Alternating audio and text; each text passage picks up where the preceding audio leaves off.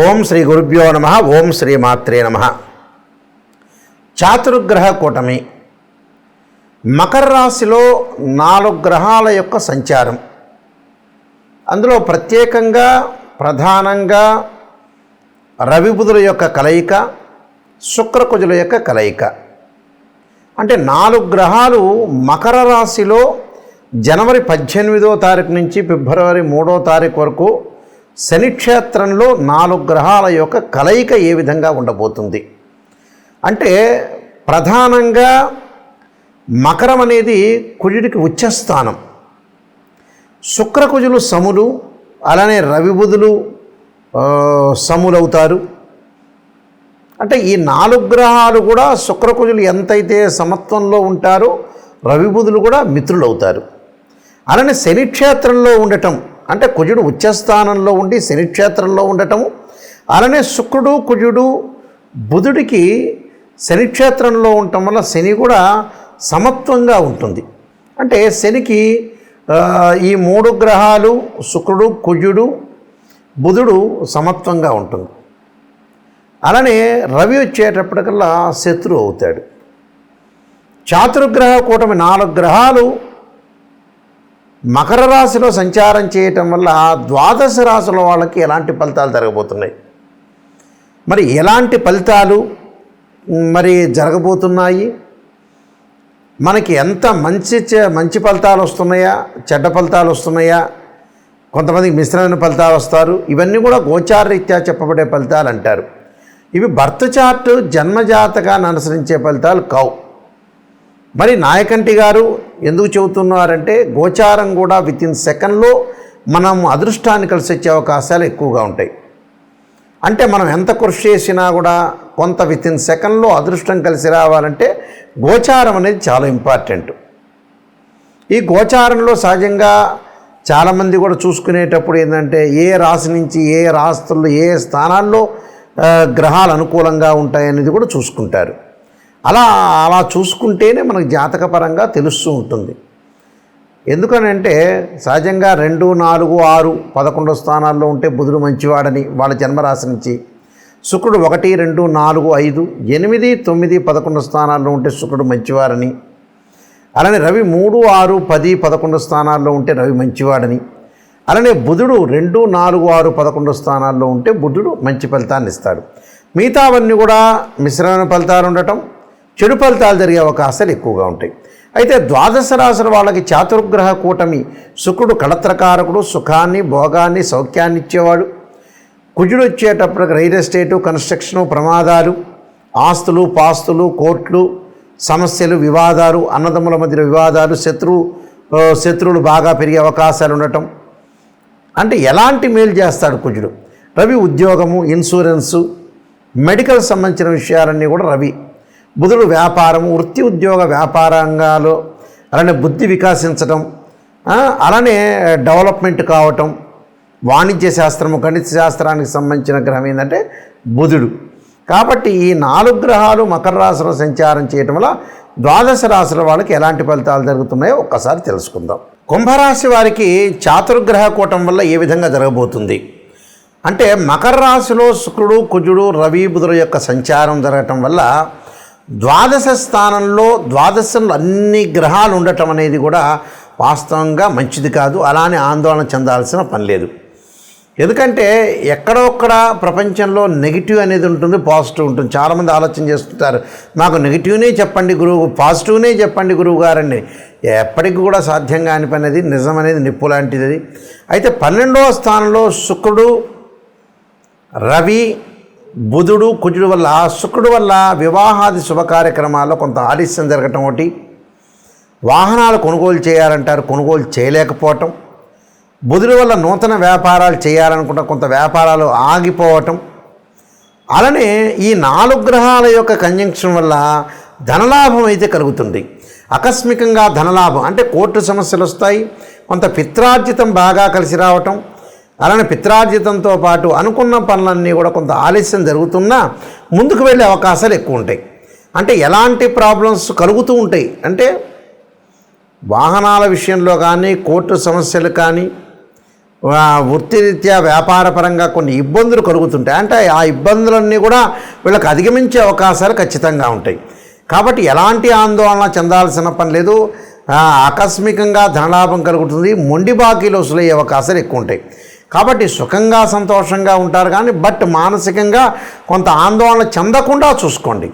చెందకుండా చూసుకోవటం వల్ల కూడా మీకు మంచి జరిగే అవకాశాలు ఉంటాయి. నేను కొన్ని పరిహారాలు చెప్పొచ్చును, ఆ పరిహారాలు పాటించండి, మీకు మంచి జరిగే అవకాశం ఖచ్చితంగా ఉంటుంది. శుక్రుడు సుఖానికి, భోగానికి, సౌఖ్యానికి, వివాహానికి కడత్రకారకుడు. సప్తమ భావకారకుడు ఎవరు అంటే శుక్రుడే. శుక్రగ్రహం ఏ విధంగా ఉండబోతుంది, శుక్రుడు వల్ల మంచి జరుగుతుందా చెడు జరుగుతుందా అనేది శుక్రుడు కళత్రం అంటే వివాహాన్ని ఇచ్చేవాడు శుక్రుడు. కాబట్టి ఎవరికైనా సరే శుక్రదోషం అనేది ఉండకూడదు. అది బర్త్ చార్ట్ జన్మ లగ్నాన్ని అనుసరించి శుక్రదోషం ఉండకూడదు. సహజంగా వివాహం కావట్లేదు, వివాహం దగ్గరికి వచ్చినట్టు వచ్చి వెనక్కి వెళ్ళిపోతుంది, వివాహం తర్వాత డివోర్స్ జరుగుతుంది, మన జాతకాలు కరెక్ట్గా చూసుకోలేకపోవటం, ఏదో అరకొరకు నాలెడ్జ్ ఉన్న వ్యక్తులతోటి కలిసి జ్యోతిష్యుల దగ్గర చూపించుకోవటం వల్ల కూడా వివాహం పరంగా అయ్యో నేను అందరికీ చూపించానండి, చాలామందికి చూపించాను, మా అబ్బాయి వివాహం ఇలా అయింది, మా అమ్మాయి వివాహం అయింది, వివాహం అయిపోయి విడాకులైనవి, అసలు సంబంధాలే కుదరట్లేదని చెప్పేవాళ్ళు చాలామంది ఉన్నారు. ఎందుకంటే జ్యోతిష్యులది కాదు, మీరు సరైన జ్యోతిష్యుని ఎంచుకోవాలి. శుక్రుడు ఏంటంటే వివాహకారకుడు. ఎప్పుడూ కూడా శుక్రుడు 6, 8, 12 స్థానాల్లో ఉండకూడదు. శుక్రుడు అశ్విని, మఖ, మూల, ఆరుద్ర, స్వాతి, శతభిషము, అలానే ప్రత్యేకంగా పుష్యమి, అనురాధ, ఉత్తరాభాద్ర నక్షత్రంలో ఉండకూడదు. మృగశిర, చిత్త, ధనిష్ట నక్షత్రంలో ఉండకూడదు. శుక్రుడు జన్మలగ్నం నుంచి 6, 8, 12 స్థానాల్లో ఉండకూడదు. శుక్రుడు శనితో కానీ, కుజుడితో కానీ, రాహుతో కానీ, కేతువుతో కానీ కంజంక్షన్ కాకూడదు. ఇలాంటివన్నీ కూడా శుక్రుడు ఏ స్థానంలో ఉన్నాయి, ఏ స్థానంలో ఉన్నాడు జన్మలగ్నం నుంచి బర్త్ చార్ట్ని అనుసరించి మనం చెప్పాలి. అప్పుడు శుక్రుడు ఏ స్థానంలో ఉంటే మనకు మంచి చేస్తాడో తెలుసుకుంటాం మనం. శుక్రుడు ఒకవేళ దోషం ఉందనుకోండి, దాని పరిహారాలు ఉంటాయి. భృగుపాస్పదాస రుద్రాభిషేకం అని, శుక్ర జపమని, ఆయా జాతకాల బట్టి 10 శివలింగాలకు అభిషేకం చేయటం, అలానే శుక్ర హోమం చేయటం, వివాహం కానీ అబ్బాయి కన్యాపాస్పదాస రుద్రాభిషేకం, అమ్మాయికి వచ్చేటప్పటికల్లా వరపాస్పదాస రుద్రాభిషేకం, అఘోర గౌరీ పాస్పదాస రుద్రాభిషేకాలు, ఫైనాన్షియల్ పరంగా ఇబ్బంది ఉంటే కుబేర పాస్పదాస రుద్రాభిషేకం, ఇలాంటి శుక్రుడి యొక్క దోషాలు పోగొట్టుకోవచ్చు. అలానే శుక్రుడు తదనంతరం కుజుడు బాగలేదనుకోండి, మన జన్మజాతకంలో కానీ గోచారీత్యా కానీ ముఖ్యంగా కుజుడు మంచి స్థానంలో లేకపోతే, సహజంగా జన్మలగ్నం నుంచి 2, 4, 7, 8, 12 స్థానాల్లో కుజుడు ఉంటే మంచివాడు కాదు. కొన్ని రాశులకు ఎగ్జామ్షన్ ఉంటుంది, కొన్ని నక్షత్రాలకు ఎగ్జామ్షన్ ఉంటుంది. 13 నక్షత్రాల కుజ దోషం వర్తించదు. భయపడాల్సిన పని లేదు. ప్రమాదాలు జరుగుతున్నా, కోర్టు సమస్యలు కానీ, వివాహం ఆలస్యం జరుగుతున్నా, అలానే పొలాల గురించి కానీ, ఆస్తుల గురించి కానీ, అన్నదమ్ముల మధ్యలో సఖ్యత, కోర్టు సమస్యలు, ఇలాంటివన్నీ కూడా కుజుడు సంబంధించిన కారకత్వాల్లో చెప్పబడింది. ఈ కుజదోషం ఉందనుకోండి, ఉదాహరణకి జాతకపరంగా కానీ కుజుడు బాగలేకపోవటం, కుజుడు సహజంగా 6వ స్థానంలో ఉండకూడదు, రోగస్థానం అంటాం, 8వ స్థానంలో ఉండకూడదు, 12వ స్థానంలో ఉండకూడదు. అంటే ఒక్కొక్క ఫలితం ఒక్కో రకంగా ఇస్తారు. ఏంది గురువుగారు కుజుడు అన్ని స్థానాల్లో చెడ్డవాడు అనేది కాదు. కొన్ని స్థానాల్లో మంచివాడు, కొన్ని స్థానాల్లో చెడ్డవాడు, కొన్ని స్థానాల్లో మంచి ఫలితాన్ని ఇస్తాడు, కొన్నిసార్లు చెడ్డ ఫలితాన్ని ఇస్తాడు. కొంతమంది ఎగ్జామ్షన్ కూడా ఉంటుంది, భయపడాల్సిన పని లేదు. దానికి అంగారక పాశుపతాస రుద్రాభిషేకం, సుబ్రహ్మణ్య స్వామి ఆరాధన, సుబ్రహ్మణ్య స్వామి అష్టకం చదువుకోవాలి. అలానే జాతకాన్ని చూసుకోవాలి, బర్త్ చార్ట్లో ఏ విధంగా ఉందో చూసుకుని మనం అనాలిసిస్ చేయాలి. ఇది ఫస్ట్ పాయింట్. అలానే బుధుడు వ్యాపార పరంగా ఉండేవాడు.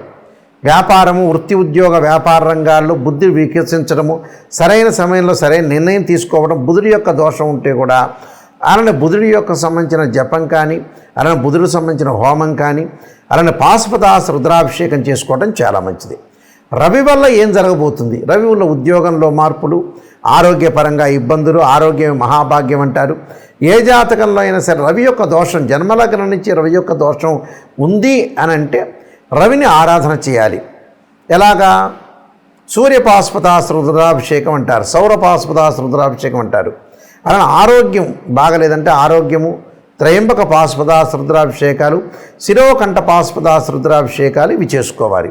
రవి జపము, రవి హోమము అంటే రవి వల్ల ప్రయోజనం కలుగుతుందని అర్థం. కాబట్టి ఇవన్నీ కూడా జీవితంలో గోచారీత్యా నిజాన్ని తెలుసుకోండి, అబద్ధపు ముసుగులో ఉండొద్దండి. ఎవరైనా నాకు కాల్ చేసేవాళ్ళు జాతకానికి నిజం తెలుసుకోవాలి, నెగిటివ్ అయినా పాజిటివ్ అయినా తెలుసుకునే వాళ్ళు మాత్రమే నాకు ఫోన్ చేయండి. అంటే అబద్ధపు ముసుగులో జాతకాన్ని చెప్పలేరు, నేను చెప్పను కూడా. అందువల్ల నేను నెంబర్ ఆఫ్ బుక్స్ రాసిన రాజమండ్రి మోహన్ పబ్లికేషన్ వాళ్ళకి కాలసర్పయోగము, కాలసర్పయోగ చంద్రిక, రాహుకేతువులు, ఛాయాగ్రహాలు, అలానే వివాహ మార్తాండము, జాతక చంద్రిక, స్వప్నశాస్త్ర ఫలదీపిక, అలానే బృహత్ పరిహార సింధు, అలానే సర్వదేవతా గోత్రులు పార్ట్ 1, పార్ట్ 2, పుత్రగణపతి వ్రతము, ఇలానే ప్రిడిక్షన్ ఆఫ్ ఆస్ట్రాలజీ, ఇలాంటి నెంబర్ ఆఫ్ తెలుగు ఇంగ్లీష్లో నేను చాలా నెంబర్ ఆఫ్ బుక్స్ రాశాను. మాది వెబ్సైట్ ఉంటుంది www.nayakanti.com అని, nayakanti.in మీరు చూడొచ్చు. ప్రతిదాని కూడా సమస్య పరిష్కారం ఉంటుంది, ఆ సమస్యను మీరు బాధపడాల్సిన పని లేదు. నాయకంటి మల్లికార్జున శర్మ బుక్స్ అని కొడితే వస్తుంది మీకు. ఎవరైనా సరే జాతకాన్ని క్లియర్గా చెప్పించుకోదలుచుకున్న వ్యక్తులు నా నెంబర్ స్క్రోల్ అవుతుందో ఆ నెంబరుకి మీరు ఫోన్ చేయొచ్చు, డైరెక్ట్గా ఆ నెంబర్ నా దగ్గరికి వస్తుంది. అందువల్ల ఏమీ ఆలోచన చేయాల్సిన పని లేదు. ప్రతి పనిని కూడా మనం లైఫ్లో సాధించాలంటే మన చేతుల్లోనే ఉంటుంది. మంచి చెడు అనేది ఎప్పుడు కూడా మన చేతుల్లోనే ఉంటుంది. ఖచ్చితంగా జాతకాన్ని తెలుసుకొని ముందుకెళ్తే లైఫ్లో ఏ వృత్తి చేయాలి, ఎలా డెవలప్మెంట్ చెందాలి, ఫైనాన్షియల్ పరంగా ఎలాంటి ప్రాబ్లమ్స్ వస్తున్నాయి, వివాహపరంగా ఎలాంటిది, ఆరోగ్యపరంగా కానీ, కోర్టు సమస్యలు కానీ, వివాదాలు కానీ, ఆర్గ్యుమెంట్స్, ఇవన్నీ కూడా గ్రహాల యొక్క ప్రభావంతో ముడిపడి ఉన్నాయి. జాతకాన్ని మనం చూసుకున్నాం అనుకోండి, ఒక్కసారి చూసుకొని ముందుగా జాతకపరంగా వెళ్ళామంటే ఖచ్చితంగా నిర్ణయం తీసుకోవచ్చు. అయితే నా దగ్గరికి జాతకానికి ఫోన్ చేసే వాళ్ళు ఎవరైనా సరే వాయిస్ రికార్డింగ్ పెట్టుకోండి, నేను జాతకాన్ని చెబుతాను. వాట్సాప్లో మీరు ఏదైతే ఉంటుందో ఒక 4 పేజీలు పంపిస్తాను, అలానే వాయిస్ రికార్డింగ్ చేసుకోండి. జాతకంలో వాయిస్ రికార్డ్ ఎందుకంటే మళ్ళీ రిపీట్గా మీరు వినే అవకాశం ఉంటుంది. సత్యాన్ని తెలుసుకోండి, నిజాన్ని తెలుసుకోండి. నిజాన్ని తెలుసుకునే ఎవరైతే ఉంటారో వాళ్ళు నాకు కాంటాక్ట్ చేయండి, నేను అన్నీ క్లియర్గా ఓపెన్గా చెబుతాను. దానికి పరిహారాలు, రెమెడీస్ కూడా శాస్త్రీయమైన పరిహారాలు చెప్పడానికి ఖచ్చితమైన అవకాశం అనేది ఉంటుంది.